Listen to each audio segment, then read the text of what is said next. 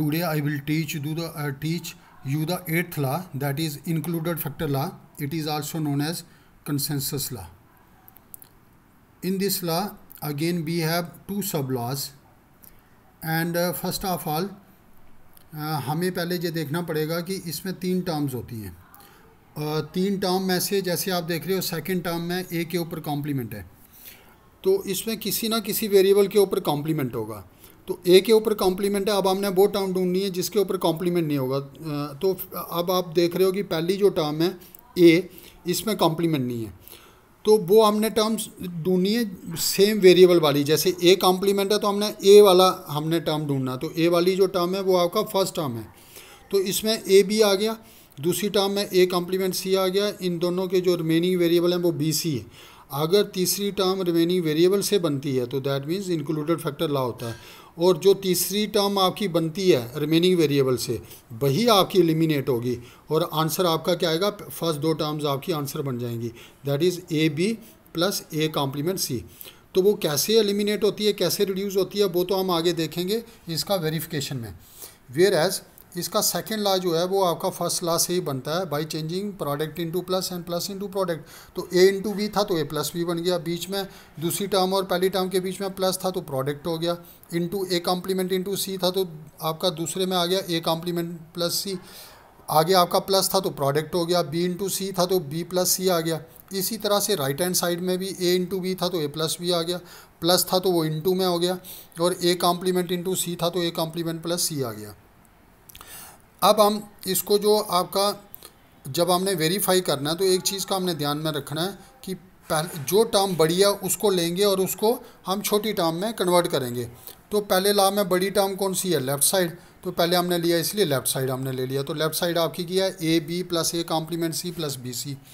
अब आप इसमें देख रहे हो कि हमने एलिमिनेट किसको करना है, बी सी को. तो इसलिए पहली टर्म और दूसरी टर्म को हमने चेंज नहीं करना है, उसको एज इट इज़ रखना है. तो इसलिए जब आप देख रहे हो नेक्स्ट स्टेप में, तो पहली टर्म ए बी आ रही है, दूसरी टर्म ए कॉम्प्लीमेंट सी आ रही है. तीसरी टर्म आप देख रहे हो कि आपका वी सी है. बी सी में हमने इंक्लूड किया है ए प्लस ए कॉम्प्लीमेंट. देखो हमने इंक्लूड कैसे करना है, कौन सा वेरिएबल इंक्लूड करना है, हमने पहले ये देखना है कि इस इक्वेशन में कितने वेरिएबल हैं, तीन वेरिएबल हैं ए बी और सी. तो तीसरी टर्म में आपका कौन सा वेरिएबल मिसिंग है, ए वाला मिसिंग है, क्योंकि बी और सी है तो इसलिए ए वाले वेरिएबल को हमने इंक्लूड करना है. इस तरह से इंक्लूड करना है कि ओवरऑल टर्म सेम रहे. तो हमने इंक्लूड किया आपका ए प्लस ए कॉम्प्लीमेंट. जब हमने A plus A complement include किया तो ए प्लस ए कॉम्प्लीमेंट क्या होता है, वन. तो one into B C is B C. तो आपकी टर्म भी चेंज नहीं हुई, और सिंस हमने मिसिंग वेरिएबल को इंक्लूड किया इसलिए इसका नाम का इस लॉ का नाम पड़ गया इंक्लूडेड फैक्टर लॉ. अब आगे हम सॉल्व करेंगे. फर्स्ट और सेकंड टर्म तो सेम रहेगी. ब्रैकेट को ओपन करो, B C into A is A B C plus B C into A complement is A complement B C. आगे इसको हम रियलाइज़ करेंगे. क्यों रियलाइज़ करेंगे, क्योंकि फर्स्ट और थर्ड टर्म में कॉमन आ जाएगा. तो पहले हमने फर्स्ट टर्म लिखी, उसके बाद हमने third term A B C आ गई, फिर हमने सेकेंड टर्म लिखी, फिर हमने फोर्थ टर्म लिखी. अब अगर हम देखें फर्स्ट और सेकंड टर्म में ए बी कॉमन आ रहा है, ब्रैकेट में आएगा वन प्लस सी.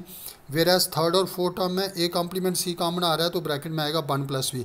अब आपको मालूम है वन प्लस सी भी वन होता है, वन प्लस बी भी वन होता है. तो वन प्लस सी वन हो गया, one into A B is A B. और अगली टर्म में one plus B is one, one into A complement C is A complement C. और आप ऊपर देखोगे ये किसके बराबर आ गया, आपका राइट हैंड साइड के बराबर आ गया. तो A B plus A complement C. तो दैट मीन्स आपका left hand side right hand side के इक्वल आ गया. तो हैंस लॉ इज़ वेरीफाइड. अब हम करेंगे दूसरा लॉ. इसी का जो दूसरा लॉ था वो आपका, अब एल एच एस बड़ा है आपका, आर एच एस छोटा है.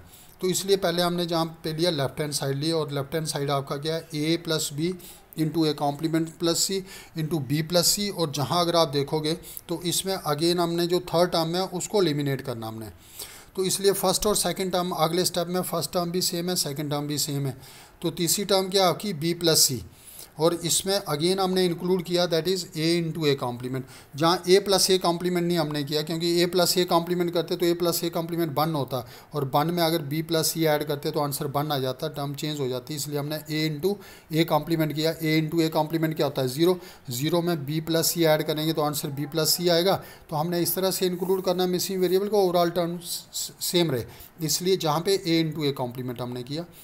नेक्स्ट अगली टर्म अगला आपका जो आएगा वो आपका ए प्लस बी फर्स्ट और सेकंड टर्म सेम आएगी. थर्ड टर्म में हमने लॉ लगाया अगर हम जहाँ देखें एक्स प्लस वाई जेड किसके बराबर होता है, X plus Y Z distributive law है आपका, तो that is X plus Y into X plus Z के बराबर होता है। तो इसको जब हम जहाँ पे इम्प्लीमेंट करेंगे तो बी प्लस सी को पहली टर्म ले लिया हमने, ए को दूसरी टर्म ले लिया, ए कॉम्प्लीमेंट को तीसरी टर्म ले लिया। तो आपका आ गया एक्स आ गया बी प्लस सी और ए आ गया आपका बाई और ए कॉम्प्लीमेंट आ गया जेड। तो X plus Y means B plus C plus A, फिर आ गया एक्स प्लस जेड, तो B plus C plus A complement. तो नहीं तो मैंने आपको बताया था first plus second into first plus third, तो ये टर्म आपकी आ गई। अब जहाँ पे जब नेक्स्ट टर्म हमने लिखनी है तो हमने क्या करना है, इनको फिर हमने आगे रीअरेंज करना है। पहली टर्म ए प्लस बी है तो आ गई, फिर अब हमने थर्ड टर्म लिया, हमने थर्ड टर्म आपकी जो आ रही है वो आपकी क्या है, A plus B plus C, तो वो आपका थर्ड टर्म आ गया आपका। तो उसके बाद आपका थर्ड टर्म के बाद आपकी आ गई सेकंड टर्म, सेकंड के बाद आ गया आपका फोर्थ टर्म। और जहाँ आप देख रहे हो कि आपका फर्स्ट टर्म आपकी आ रही है ए प्लस बी, इसको हम एक्स मान रहे हैं। अगली टर्म आ गई ए प्लस बी प्लस सी, उसको ए प्लस बी नेचुरली एक्स आएगा और सी को बाई ले लिया, तो ये आपका लॉ बन गया X into X plus Y. और X into X plus Y किसके बराबर होता है, एक्स के बराबर होता है, एब्जॉर्प्शन लॉ। तो एक्स की वैल्यू क्या है, ए प्लस बी। तो आपका पहली और दूसरी टर्म को सॉल्व करेंगे तो ए प्लस बी आएगा। इसी तरह से तीसरी और चौथी टर्म अगर हम देखेंगे तो ए कॉम्प्लीमेंट प्लस सी है into A complement plus C plus B, A complement plus C को एक्स लेते हैं तो अगली टर्म में एक्स प्लस वाई आ जाएगा, X into X plus Y, X means A complement plus C. तो जहाँ आप देखोगे आपका जो लॉ है वो आपका वेरीफाई हो गया, क्योंकि लेफ्ट हैंड साइड किसके बराबर आ गई, राइट हैंड साइड के बराबर आ गई। तो ये था आपका इंक्लूडेड फैक्टर लॉ। नेक्स्ट आ गया आपका ट्रांसपोजिशन लॉ, और ट्रांसपोजिशन लॉ में आपका क्या होता है, दो आपकी जहाँ पे दो टर्म्स होती हैं, जहाँ पे भी आपका क्या होता है, जैसे इंक्लूडेड फैक्टर लॉ में कॉम्प्लीमेंट एक टर्म के वेरिएबल के ऊपर कॉम्प्लीमेंट होता है, जहाँ पे भी एक वेरिएबल के ऊपर कॉम्प्लीमेंट आएगा, जैसे ये कॉम्प्लीमेंट है, दूसरी टर्म होनी चाहिए, दूसरा आपका जैसे पहली टर्म है तो ए इंटू बी, तो वो बी हो बट सी नहीं होना चाहिए, डी ई एफ कुछ भी हो। तो A B plus A complement C, तो एक में कॉम्प्लीमेंट होना चाहिए, दूसरे पे कॉम्प्लीमेंट नहीं होना चाहिए। तो दूसरी जैसे जहाँ दूसरी टर्म में ए के ऊपर कॉम्प्लीमेंट है, पहली टर्म में ए नहीं है। बट जब इसको हम सिंप्लीफाई करेंगे तो ये आपका किसके बराबर आएगा, जब पेयर बनेगा तो ए का ए कॉम्प्लीमेंट के साथ नहीं बनेगा। पहली टर्म का आपका वेरिएबल आएगा ए, दूसरी टर्म का आएगा सी, तो ए प्लस सी इंटू, अब पहली टर्म का आपका क्या बचा बी और दूसरी टर्म का क्या बचा ए कॉम्प्लीमेंट, तो ए कॉम्प्लीमेंट प्लस बी, तो इस तरह से आएगा। और इसमें अगर हम देखें ट्रांसपोजिशन लॉ में अगेन दूसरा लॉ पहले लॉ से बनता है, by changing product into plus and plus into product. तो ए बी था वो ए प्लस बी बन गया, आगे प्लस था तो इनटू आ गया, ए कॉम्प्लीमेंट इनटू सी है तो ए कॉम्प्लीमेंट प्लस ए सी बन गया। राइट हैंड साइड में अगर आपका ए प्लस सी है तो प्लस है तो ए इंटू सी हो गया। दोनों टर्म के बीच में प्रोडक्ट था जहाँ प्लस आ गया, ए कॉम्प्लीमेंट प्लस बी था तो ए कॉम्प्लीमेंट इंटू बी आ गया। नो इसको जब हम वेरीफाई करेंगे तो अब हम पहले की बड़ी टर्म कौन सी है, आर एच एस पहले ला की, तो हमने आर एच एस ले लिया, that is A C into A complement plus B.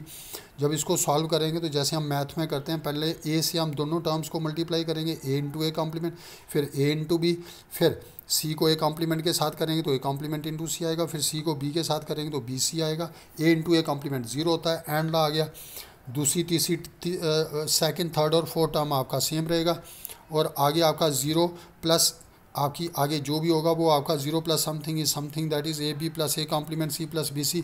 अब इसमें अगर हम देखेंगे तो इंक्लूडेड फैक्टर ला रहा है, क्योंकि ए कॉम्प्लीमेंट आ गया।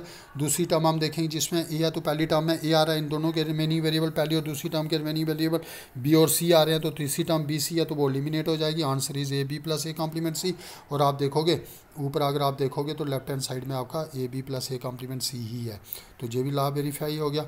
अब इसका दूसरा लॉ अगर हमें वेरीफाई करना है तो हमें लेफ्ट हैंड साइड लेनी पड़ेगी पहले, और अगर हम लेफ्ट हैंड साइड लेते हैं तो देखो लेफ्ट हैंड साइड आपकी आ रही है that is A plus B into A complement plus C. तो पहले ए से मल्टीप्लाई करो, ए इंटू ए कॉम्प्लीमेंट, फिर ए इंटू सी, फिर बी के साथ ए कॉम्प्लीमेंट करेंगे तो ए कॉम्प्लीमेंट इंटू बी आएगा इंटू बी सी। अगेन पहली term A into A complement आ गई, जीरो हो गया, तो जीरो में कुछ भी ऐड करेंगे, zero plus something is something, तो वो तीन टर्म्स रह जाएंगी, जीरो खत्म हो जाएगा। और जहाँ पे भी इंक्लूडेड फैक्टर लॉ बनेगा, क्योंकि ए के ऊपर कॉम्प्लीमेंट है, पहली टर्म ए आ गई, रिमेनिंग वेरिएबल बी सी आ गए, तो वो तीसरी टर्म रिमेनिंग वेरिएबल से बनी, तीसरी टर्म एलिमिनेट हो जाएगी। आंसर आएगा पहली दो टर्म्स, वो वही आपका आर एच एस के बराबर